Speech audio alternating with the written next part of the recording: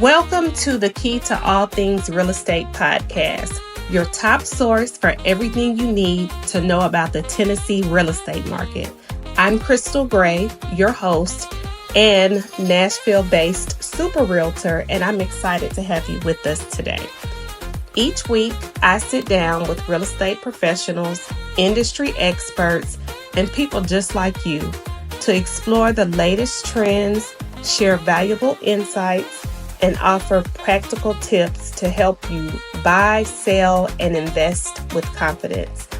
Whether you're a first-time home buyer, an experienced investor, or just curious about the local market, this podcast is your one-stop shop for all things real estate in Tennessee. We're proudly sponsored by the Classic Key Real Estate School, where we believe in empowering you with knowledge and skills to make the best real estate decisions. So grab you a cup of coffee, get comfortable, and let's unlock the doors to your real estate success together. Are you ready?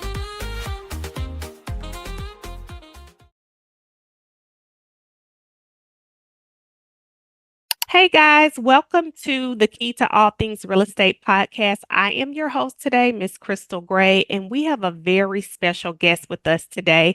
Miss Maria Sanchez is joining us on the podcast. Maria is a remarkable individual. She is a devoted mother to two beautiful boys.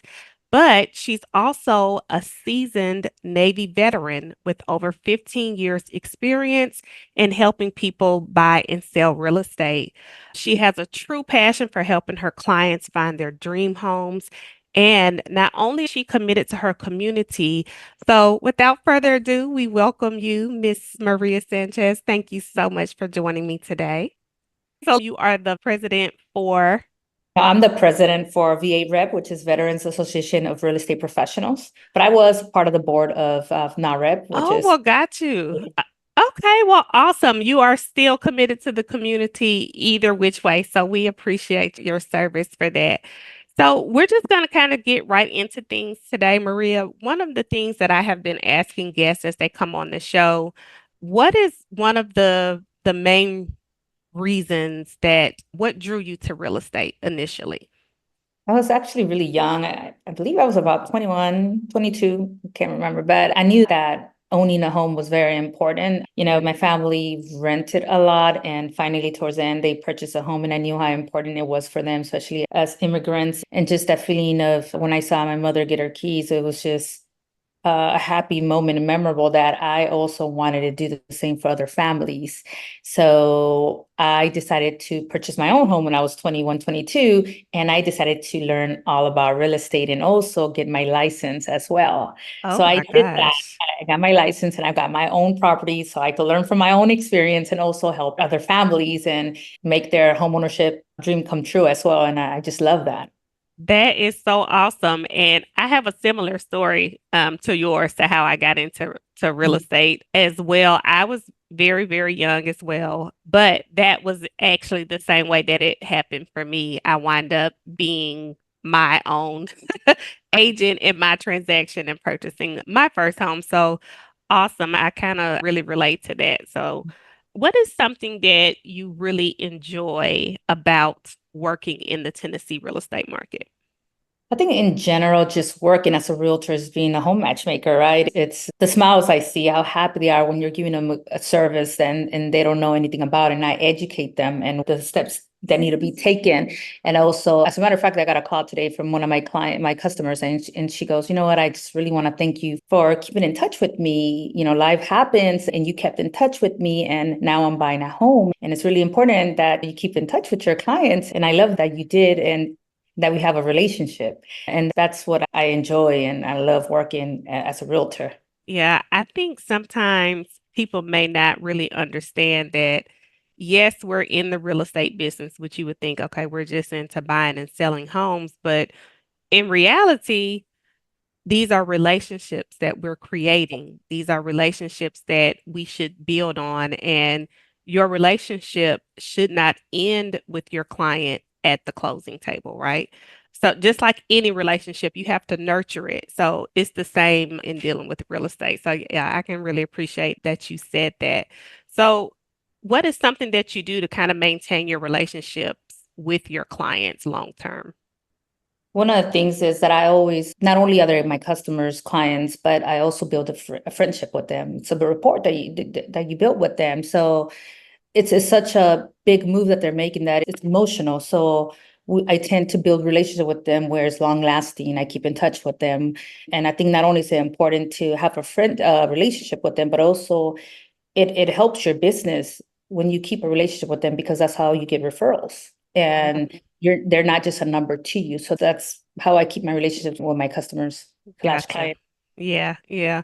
So, do you use any type of CRM or anything like that to keep it all together, or are you kind of just really okay? Oh, Uh, absolutely. Yes. There's no way I cannot survive without having things in order. I think initially I had like a spreadsheet I created because I didn't have a CRM. I wanted to first build my clientele. And you get to a point where there's so many clients and you have to cater to all of them equally, Yeah. right? Be able to build that relationship and get to know them and their needs. So I absolutely use a CRM where I keep track of all my customers from their birthday to all the way to their specific needs, what they're looking for, and the time frame and all that, just in general. Yeah. Andrew. Awesome. Yeah. I'm the same. My memory is kind of terrible, but I know my clients. I know who my clients are, my previous clients, but also, sometimes prospects become our clients. Like we could have a listing or something like that, and we may get phone calls from someone. They may not buy that house, but you still keep in touch with that person. And then, hey, when they're actually ready, you may come top of mind to that person because you've been nurturing that relationship. So that's really, really awesome. So, in the real estate market in general, of course, Tennessee is the same as everywhere else, but a couple of different nuances, I guess. But what is something that right now you are tips that you may want to give first-time home buyers who are looking to purchase their first home? Always get pre-approved before looking for houses or even having an idea of what house you want, just because you never know what you're approved for. And that way it makes it easier for you to have realistic expectations as far as what you're looking for. Always get a realtor that's experienced, that knows how to negotiate, because that's very important, especially with the new changes. It's important to have a good relationship with a good realtor that negotiates and that you have a good relationship with, because that's going to be your person that's going to have your back. And that's Yeah, going to determine whether you're going to get a great deal or not. exactly. And at least they will have the comfort of knowing you're going to bat for them, right? Correct. Correct. It's not like, sometimes we can say we kind of put on our boxing gloves when it comes time to negotiate on behalf of our clients. And that's true whether you're representing a seller or a buyer. So it's important for them to know that. And then, two, I always tell my first time home buyers, I always ask them, are you comfortable with me? Because sometimes some people they may have had a previous interaction with another realtor and they felt a certain way, like they can't ask questions or they didn't want to appear like they just didn't know anything. So I think with first time home buyers, it's important that you meet them where they are, meaning if they don't have that much experience, they may not know some of the terminology that we use and what we're talking about. So just kind of breaking it down for them and letting them know, hey, it's okay. Guess what? We had to learn these things too at some point. So, Clarify your role as a realtor. Some people don't really quite understand your role as a realtor, what absolutely. you bring to the table. So that's very important. Yeah, I agree with you on that. So, we talked about buyers a little bit. Now, let's kind of flip it to the sellers because these new changes affect everyone basically involved in the real estate transaction, whether you're a buyer or a seller. What is some advice that you may give to someone who is considering to sell their home and to get it sold quickly, to get it sold at the best price? What is something that you may say? Making sure that you have the right price. I think that's really important. Ensuring that your home is like in a competitively priced based on the recent sales. You don't want to sell at a price that's above, because then your house is going to sit in the market and then that's going to create other problems. And making sure that you have a realtor that understands the market, right? Yeah. That, and making sure that the curb appeal, right? And how your house is staged, those are very important. Yeah. People think that they could just put it for sale and that's it, but It's like the first impression. Yeah, exactly. Making Yeah. sure not only that you have a realtor that's very savvy with social media, because now everything is about social media, right? You have not only do you want it in the MLS, you want to make sure that they're doing ads, that it's in shared in groups, that in Facebook groups and Instagram, and that they're doing a video for TikTok, whatever it takes. You need to make sure that you have a realtor that's very familiar with those areas. Yeah, exactly. I think that's great, great advice. What is maybe a common mistake that you see right now that some buyers or sellers are making, and then how would you suggest they avoid making those mistakes? I think some of the common mistakes, especially for sellers, is overpricing the house. Overpricing the house. And for buyers, is not getting approved, not getting educated by their realtor, or thinking that they are savvy because they could find everything on Google.com. Right? I could go to Yeah. Google.com and say, I have a sit here and say that I'm probably going to die of cancer, right? So it's important that even though we have access to all this information on Google or whatever AI, right? You still Yes. need someone that's experienced, that's able to represent you, and that they are telling you based on their experience to represent you correctly. Yeah. So some buyers and sellers think that they could do it on their own, which I don't doubt, right? However, you have a higher risk of making mistakes, of losing the opportunity to get a great deal, or just letting time pass and you're trying to sell it and you're paying this mortgage for 6 months because you're trying to sell it yourself when you could have sold it within a month or two or less if you Yeah. had, you know. So yeah, Yes. yeah. Absolutely. I really can relate to what you're saying for so many reasons. But yes, especially in our industry where we have a lot of people, the first thing they do is go to Google or TikTok. Well, I saw You Google, know? so they told me, and this other person told me, right? Yes, and I think some of the misconception, I'm sure there's some great maybe tips or suggestions on there from people who have successfully sold their own homes or who have successfully represented themselves to buy a home. But what a lot of people do not realize is every transaction is different.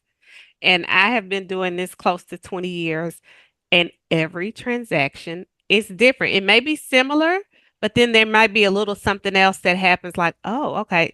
So I'm still continuing to learn sometimes on some of these transactions because all of them are a little different. And Different um, the loans from the closing costs, and some people don't understand that. yes, all of that. So, yeah, you're absolutely right on that. Talk to a professional, talk to a professional, see who you're comfortable with, and then maybe go from there. So, but yeah, that is really, really good advice. Are you noticing any trends that are happening maybe within the Nashville real estate market that you As far think as are yeah, exciting or as far as Nashville or Tennessee in general, but specifically to Nashville, I mean, I want to say though, I've heard some people say that the property value is going down, or all these other different stories you hear, but the home prices here, despite the high mortgage rates, it seems like our market's still strong. It's resilient. yeah, So, for instance, the median price here in Nashville is around 450,000. You yeah, know, overall in Tennessee in general is about 365,000, but prices are still are rising despite rate. yeah, they are. And if they're not rising, they're remaining steady. Correct. Yeah. So I think that's important too. So people will understand because we have a lot of people, again, they're going to the media and they're getting this information. And some people are like, well, the bottom is going to fall out You again. know what's gonna happen. So All right. The all we can bottom do, is going to fall out again. right? And we're going to be back to 2008, 2009, 10 or I don't know whatever. if it'll go that bad, but Yeah. it Yeah. happens every 13, 14 years. I mean, 13, 14 years, we have like a A crash or shift. like Yeah. that. But We have a shift. yeah, it's unpredictable what could happen. I just know what's happening now, and the market's still staying stagnant, or we're still seeing some property go above sales price, Yeah. about listing price. For example, this morning I was putting an offer for a property that had 5 offers. So of course, it's going to go higher than what is listed. So we're still seeing that. depending on the property. I mean, I know that in my experience, the market's still favoring sellers due to the low inventory we still have. So, Yeah. you know, Yeah. you just never know what you come across. It depends on the property, location. Yeah, there's a lot of factors to consider. And sometimes people look at it as a whole instead of, well, maybe homes in this neighborhood or in that particular area, they're still selling well above listing price. Like you said, you're facing a multiple offer situation, so it's going to go over list price. It really depends on location. I know Nashville has a thriving market as far as when it comes to economic stability. So we have, not only is it known for music city, but it's also known for job city. So where there's jobs, people will move. Yes. Our market specifically is not getting as hit as other states or Yeah. other cities, but Yeah. And I think too, even though for us kind of OGs of Nashville or Tennessee, the prices are like, oh, wow, the prices are higher. But when you look at people coming in, moving here from the West Coast or from the East Coast, where they can't get anything close to what they're getting here for the price. So, to a lot of those people, hey, this is reasonable. And I know I've had that conversation with sellers and buyers, and it's kind of like the market speaks to you, but it's Mhm. up to you if you're going to listen to it or not. So, Yeah. absolutely. Mhm. So, looking ahead at your professional career and even your personal career, what is something that you are working towards? Like any goals or anything going on in your personal life or even your professional life that you want to share? I think, as we age, we look for peace, right? That's all that, every day I'm looking to get closer to God, building my relationship with God, and at the same time, doing the best I can as a realtor in my jobs that I do. But my goal or what I look for is at the end of the day is peace, right? And just be Mm, able to enjoy life for the years we have left. yes, And at the absolutely. same time, building wealth, right? Not only wealth from materials, but to be able to bless other people. Yeah. Yeah, absolutely. You're the first person that I've asked that question that has answered it that way. And some people don't think about that, but I can get exactly where you're coming from. Like, I just have a goal to have peace, like you said, to be closer to God, do your job well. And in return for doing your job well, that will hopefully get you on that start to build that generational wealth that you're seeking. So Yeah, that is that and be awesome. able to bless other people because we're gonna leave this journey of life and people are gonna continue. So hopefully I could help anyone in the process, right? But first I gotta help myself, be able to help others, right? Yes, yes. Like But they, but yeah. my ultimate goal is to be able to have peace, be able to make sure my boys are raised healthy, and be able to bless as many people as I can. That's awesome. That is awesome. Well, I enjoyed this chat with you today. Again, I thank you for joining us on the podcast. I wish you well in all your endeavors. Do you have any listings or anything that you kind of want to talk about really quick, or you can tell everybody how they can get in touch with you, find you on social media? Yeah, I do have a listing coming up, but I'd rather focus in like if you guys know anything, if don't know what VA Rep is, go to our website, join us, become a member. Like I said, it's a new chapter here in Nashville. It's all over the US, but it's here and it's catered to help veterans basically with housing and even through philanthropy. So look up VA Rep Nashville, and you guys could find me at the Home Matchmaker and Instagram or Facebook, Maria Sanchez. And then if you guys want to learn more about me, just follow me and you guys can DM me. Awesome. Well, thank you, Miss Maria. I really appreciate you being on today. This was a pleasure speaking with you.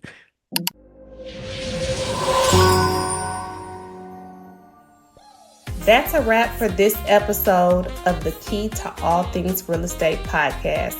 Thank you so much for joining me, your host, Krystal Gray. I hope you found our discussion insightful, valuable for your real estate journey. And a big thank you to our sponsor, the Classic Key Real Estate School, for making this podcast possible. If you'd like to dive deeper into real estate topics or get your real estate license, or if you need continuing education credits, check them out for expert guidance and resources. Don't forget to subscribe to our podcast. This way you'll never miss an episode. If you enjoyed today's conversation, leave us a review and share it with your friends. Your feedback helps us keep bringing you the best content. If you have any questions or topics you would like for us to cover, reach out to us on social media or email us at krystal@classickeyrealty.com. We'd love to hear from you. Thanks again for tuning in, and until next time, let's keep unlocking the doors to your real estate success. Have a great day, and we'll see you on the next episode.